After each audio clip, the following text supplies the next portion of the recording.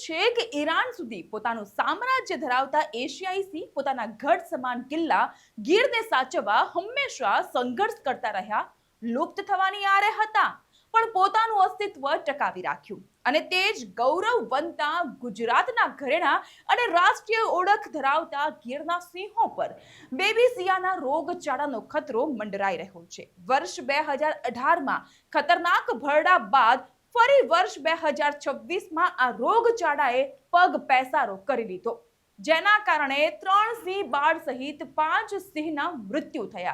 જો કે વર્ષ 2018માં તો આ બીમારીથી 23 થી વધુ સિંહના મૃત્યુ થયા હતા, જેના કારણે આખી રેન્જ સાફ થઈ ગઈ હતી તેવું કહીએ તો પણ અતિશયોક્તિ નહીં જણાય. હવે જ્યારે ફરી એ જ પ્રકારની સ્થિતિનું પુનરાવર્તન થવા જઈ રહ્યું છે, ત્યારે સ્થિતિને રોકવા માટે વન વિભાગ એલર્ટ થઈ ચૂક્યું છે. વન્ય જીવોને બચાવવા અને બીમારી વધુ ફેલાય નહીં તે માટે જરૂરી કામગીરી સહિતના પગલાં શરૂ થઈ ચૂક્યા છે લેવાના.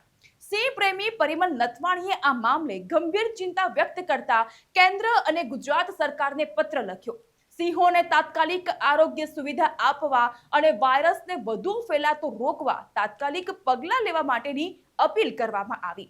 પરિમલ નથવાણીએ કેન્દ્રીય વન અને પર્યાવરણ મંત્રી ભૂપેન્દ્ર યાદવ અને ગુજરાતના વન અને પર્યાવરણ મંત્રી અર્જુન મોઢવાડિયાને લખેલા પત્રમાં જણાવ્યું છે કે ગીરના સિંહોના મોતની આ ઘટના ખૂબ જ ચિંતાજનક છે. તેઓએ ઉમેર્યું કે વહેલામાં વહેલી તકે નિદાન અને ઝડપી પ્રતિસાદ માટે ફિલ્ડ લેવલ પર ઓબ્ઝર્વેશન અને રિપોર્ટિંગ સિસ્ટમ વધુ અસરકારક અને મજબૂત બનાવવી અત્યંત જરૂરી છે. તો વળી સામે અર્જુન મોઢવાડિયાએ નિવેદન આપ્યું અને કહ્યું કે 8માંથી માત્ર 2 સિંહના મોત સંદિગ્ધ વાયરસના કારણે થયા છે.